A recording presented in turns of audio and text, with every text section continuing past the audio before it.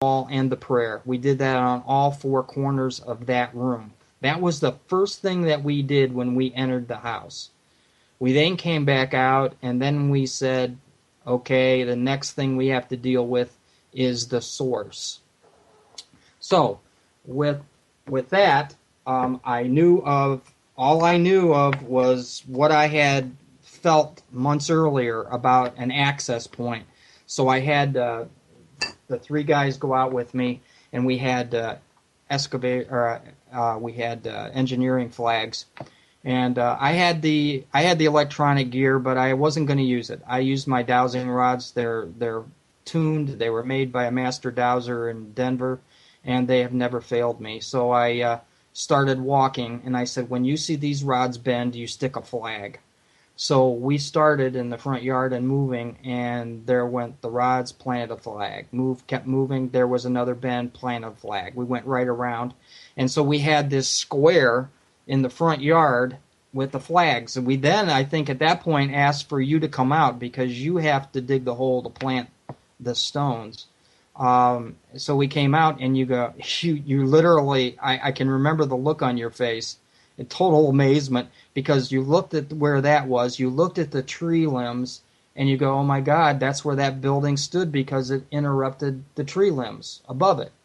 She says, how did you know where to look? And there really is no way to tell. I mean, the ground is perfectly flat. And I said, it's not important how we know, but just that that's it. And you said, there's no doubt that that's it. So at that point, I gave you the stones that had the chrism on them.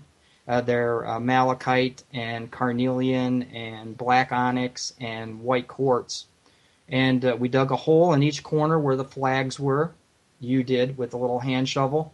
Right. I gave you the rock. You put it in. I said the prayer on each corner, the same ones that were said in the room. We went around and covered, and then we went back in, and that was how we actually literally sealed the energy where it was. I poured chrism on the center after the stones were buried. The holy water was put in there. I said a prayer again, and that baby wasn't coming back out. And it was quite an amazing rest of the night because we left as a group when Michael, your grandson, got back with his mom. We actually had a phone call in, so we were able to go back. And Michael, yes. can I answer a question to Oh, you Richard can on you the... go ahead. Just go ahead, answer one. Pop in there. Okay, Richard, during the time that this was going on, you have to understand that this boy got so bad that he was in a hospital. If, like, not for days or weeks, but for months, a year, 2 years. And while he was gone, he seemed to improve a lot after being away a long time. And when he came back, of course, they had given him all the medication, and he ended up, I didn't even tell this part, about urinating black. And I it never ended knew up, that. yeah, it ended up, we ended up having to take him to the hospital because his liver had stopped functioning from the amount of medication that they had given this kid. Wow. And they ended up having to unblock a duct in his liver through surgery, or we would have lost him. Wow. But he wasn't home for very long periods of time. Mm-hmm. And I just wanted to explain that because I see that, that was an important question that needed answering. Hey, that's wonderful, and I'm glad you're looking at that because, there's so much to this story, everyone. You're only getting, you're getting the tip of the iceberg, actually. And I've actually talked with Cindy on the side and when I've been up there to visit. And we're going to have her on Project White Paper down the road here. And we're going to be able to get into more of these details that might answer a lot of these questions. The good thing that I see with all of this is the fact that he doesn't really recall a lot of it. Now, hopefully, he's not going to get that recall, but I would venture to say somewhere down the road, as smart as your grandson is, he's at some point it's going to hit him like a ton of bricks, and he's going to remember all of it. But Absolutely. he'll be at a point then when he can understand, and there's a big difference. Being able to understand at an older age versus a kid trying to figure out what the heck has just happened to me is a whole big deal. Well, the one thing I really wanted to get out there was, if someone's having something like this go on, where it's so bad that it ends up killing people, it's time to get rid of, number one, the paranormal experts, because I found out the hard way that the more that come in, the more it gets, I don't know if you'd call it angry, it just gets worse. It And like feeds it. right, the host is the person that separates himself from the family. Isolation. Isolation, that's exactly right. That's Wow. exactly right. And people who claim to be demonologists, you better check it out, because 98% of them aren't. Yeah. This was definitely a wannabe. It's sad when you have a purpose that you don't inform somebody with, and you find yourself in a situation. But this individual wanted to be on TV so bad that that's what he was. That was his Right, motivation, and right. a sad situation. Sad, sad, sad. And your family paid for it. Um, Yes, yes, we the did. but I honestly, we had this discussion before about this. I honestly think that just about everybody that ever walked on your property in the name of investigation has had a major alteration in their life. I know of several that, they're just not the same people before as they are now.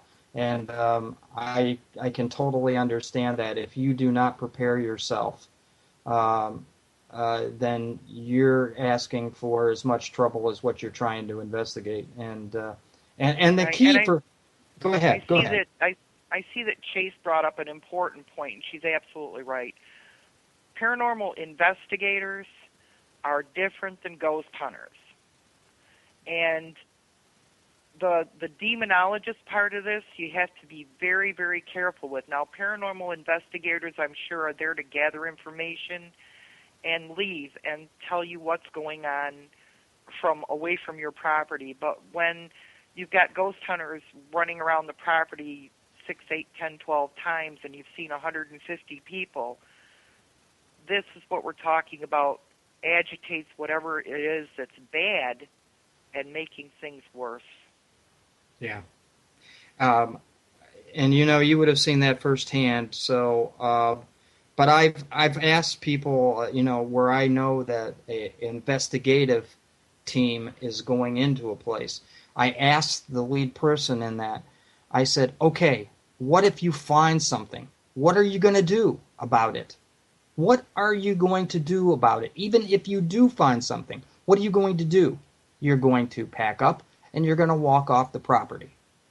But those people that are still living there have to live with that energy form. And in most cases, you end up angering it and making the situation a whole lot worse. So unless you're prepared to do something about what you find, you better be very careful where you walk. And that's just from experience from my 40 years of doing the work. And um, I'm glad that you brought that up, and I'm glad you brought it up, Chase, because that's exactly correct. There is a big difference, and Yes, you really, this is, people say that spirits and ghosts and all that stuff can't hurt you, they can't harm you. Well, guess what, people? You're listening to the reality of the fact, and if you run into something like this, which I do admit, and if anybody listened to our white paper show, Father Mike said the same thing. They are very rare. This is a very rare situation, people. Very rare. I pray that I never run into this again. Unfortunately, Father Mike said there's a big X on my back, like there's one on the back of him. And this energy will not stop until it somehow gets a little bit even. And so that's what I always have to look out for down the road. And Cindy is a little bit aware of a situation going on in Texas, and I know Chase is. And we've been doing some comparing of notes, and we're finding the time frame difference between what happened at Cindy's versus what's going on in Texas. And we're really pushing a time limit thing to where things may go absolutely haywire. And just your comment on that whole thing, Cindy. What's your gut feeling about it, since you've already lived through this? And actually, if I remember right, you actually ended up with a broken arm from your grandson, if I'm not mistaken. Yeah, there was, I don't know. They told me at first it was broken, but then it turned out that there was, I don't know, something about the tendons being broken or something like that. Okay, But all it was right. in a cast for a long time. Um, no, I just wanted to, reiterate that the case down in Texas really interests me because there's so much of it that sounds so familiar. And as I told you, Michael, I may not know what it is, but if I ever run into it again, I will know. I will know exactly that that's it. Yeah, you'll Because, never forget that feeling, will you? right, there is nothing like it that I've ever found in my whole life, and it's horrible. And I see on here somebody was saying something about why didn't you move out? Well, that's what I was saying about my husband and I being older, and we've had this land forever. And it was our retirement home, and we just can't, in fact, I can't hardly pick up books anymore, let alone pick up and move. And we were not at the time in danger. We felt that our grandson was in danger, but he was gone a lot of the time. The only time it really, really, I think, went after him was the few times he got to come home during all of this, which really wasn't much. Yeah, yeah. Um, you know, I give you, I can't give you enough credit, Cindy. Not only for talking about this in public, and I know this is the first time that anybody has even heard this within a few people, and Cassidy for doing what she did. Isn't Um, she great? yeah, she really is, and without her, I would have never been there. I may sometime down the road, although I don't expect to actually come up face to face with this thing. I think it knows its limits, and when I'm in the area, I know its limits. And I remember what Father Mike said the other night when he was on our show. He said, "You never go looking for it." And I refuse to do that, and I will refuse to do anything. The old saying, everybody, curiosity killed the cat. In this case, curiosity can really get you, particularly if you inadvertently walk into the wrong place and have no idea why you're there, or for some ridiculous reason to be there, like you want to see something move. I mean, you're asking for it, and you have no idea how strong this energy may be at any given moment. You have no idea at all. And if you happen to be in the wrong place at the wrong time, you will find out very quickly. I think I should not have been here tonight. And that's the tough part about doing the work. It is very difficult. And to do this work, you really have to prepare. You've got to do everything that you can. It's not what you see on TV. It isn't even close to what you see on TV. It sometimes takes years of research and work. What I do is when I get a real case and the people want me to work the case, I ask one question, and that question is, do you want the energy gone when I'm gone? And if the answer is not really, we just want to know what it is, then they're talking to the wrong person. I will not put myself in that position, and they need to find a ghost hunter or whatever they want to find. But I'm not in this business for that. I'm not, and I don't even call it a business because you never get paid for it anyway. So you're really putting yourself at risk. But I should shut my mouth and let you Yeah, but talk. thank goodness for people like you, okay? Because if it weren't for people like you, I would probably still have that horrible thing here. Yeah, how many more people in the family would have passed away? Well, that's my point, and it's why I agreed to come on and talk, is because I don't want anybody else to get caught up in the, oh, ghost hunting, this is cool. Because if you run into something like this, the last thing on earth that it is fun, cool, or something you want to try to do. You better be prepared. It's not a joke. Exactly. It's not a joke, and it's not a TV show. Let's see. I agreed. I asked that same question about, literally up and moving. I remember I thought of that. I don't think I ever mentioned it.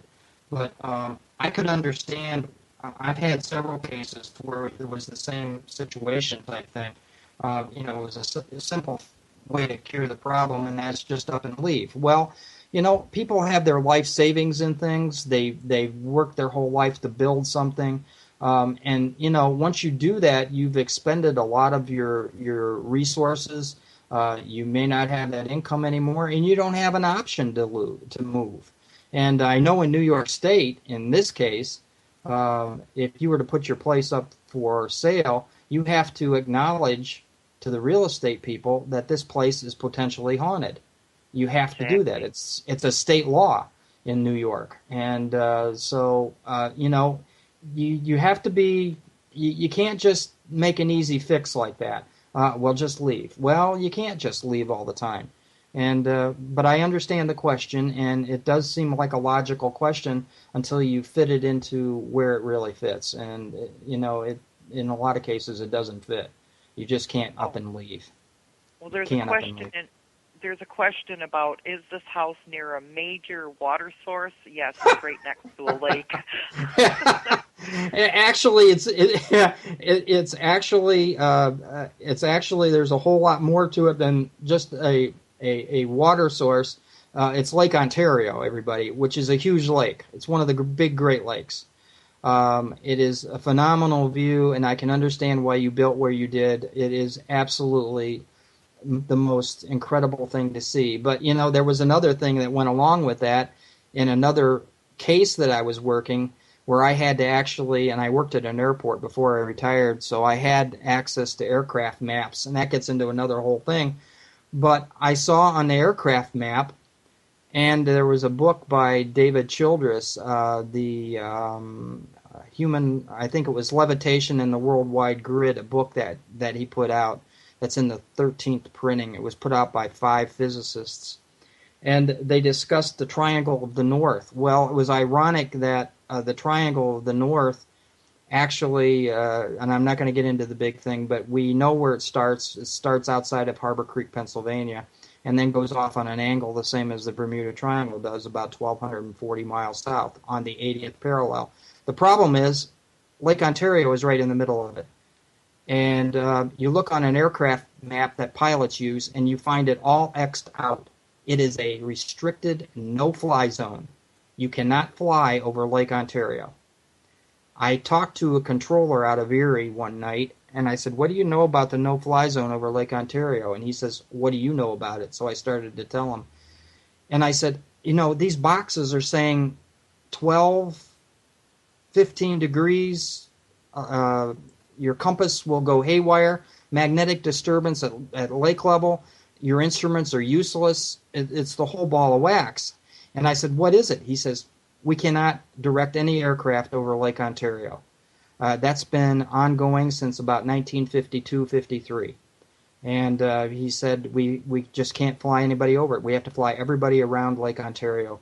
And he said if it says 12, 15 degrees, it's more like 30 degrees. I said, what? 30 degrees? He goes, yeah. And I said, if you're moving 450 miles an hour and you're on instruments and you're off 30 degrees and you're looking at everything the way it's reading, by the time you've traveled 1 minute, you're so far off course, you'll have no idea where you come out. He says, that's exactly correct. That's why we cannot fly anybody over it. Now, that gets into another whole thing dealing with Lake Ontario. And all I can say to anybody out there, if you're on a net or something and you have nothing to do, pull up Project Magnet, and you're going to find out why that is. It was a thing that was conducted in 1952 by some physicists that were contracted by the U.S. and Canadian government, and what they found will knock your living socks off. And this place happens to be 150 yards from Lake Ontario. Does it have an effect? I don't know that. But what we were dealing with had, as far as I'm concerned, nothing to do with the lake. But that was a good question about that, Cindy, I thought, about the water. But somebody hit it on the nose. So. That's right. Wow. Wow. So, we got about 5 minutes left in this show, Cindy. So, is there anything that you want to impart to the people that have been out there and the people that are going to listen and the people that are going to actually go into archives? And is there anything you just want to forward to them? I just want to tell anybody out there that's listening that has something that nobody seems to be able to get rid of for you. You've called in the Ghostbusters team and you've done everything you can do. It's time to stop, and it's time to get some real help, because this is a lot more than even one of the biggest paranormal teams in the state could handle. And I think it's really important that you get the right kind of help, because it can end up tragic. And I am a person who knows, believe me. Yeah. I've been at a loss for words. I still am. Even though I was there, even though we did what we did, even sitting with that night, your grandson that night, and being able to put hands on him and to actually work with him was not only an experience for me, but in actuality, some way it was a gift. I think I learned more at 3 or 4 in the morning that night than I learned in doing a lot of this work for 30 years, 40 years. It was moving to me. I think it was moving to everybody that was in this room, that room watching it, including myself. And I'm sorry I used that word again, but this individual, your grandson, is a phenomenal person in his own right. His knowledge is incredible.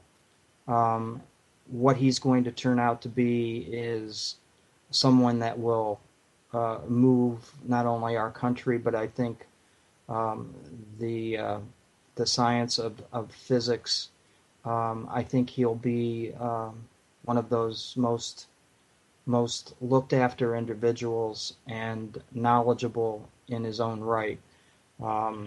So to say all that and to know what he went through and what your family went through is still overwhelming for me. And I just think that I want to give you all the credit in the world. And we look to have you on Project White Paper, Cindy, and we can. Well, don't forget to give yourself the credit, Michael, because I'll tell you what, I don't know what I would have done without you and without Cassidy. Okay? Yeah. It got us through the worst time in our lives.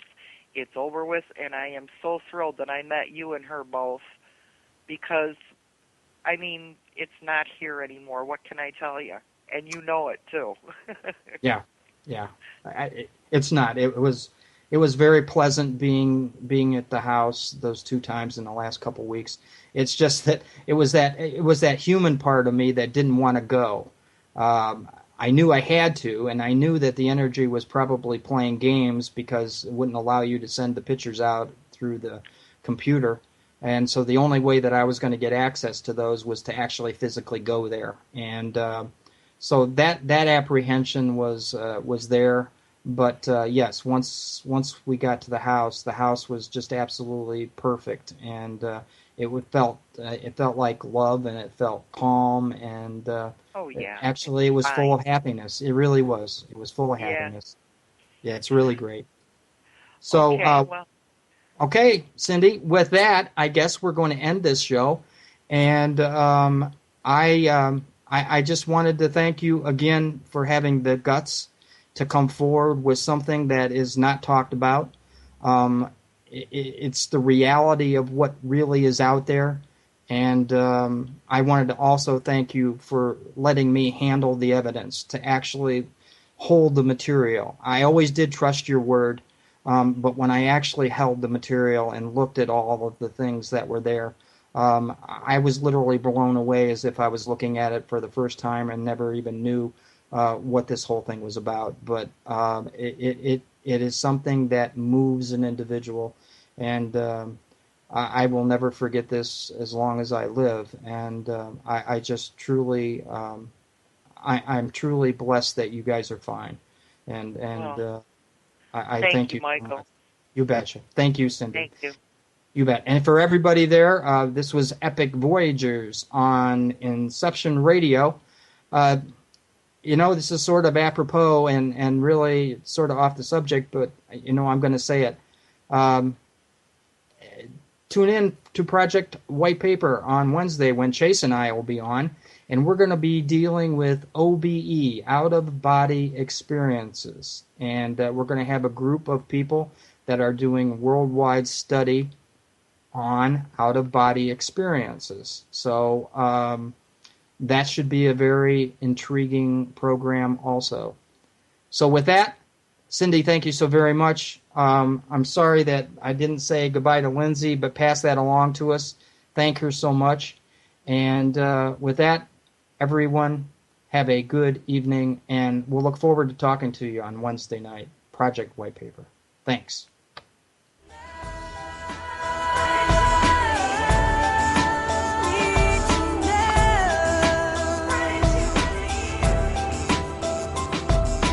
Thank you for being with us tonight. Please join us again next Monday evening for Extraordinary Phenomena Investigations Council's Epic Voyages.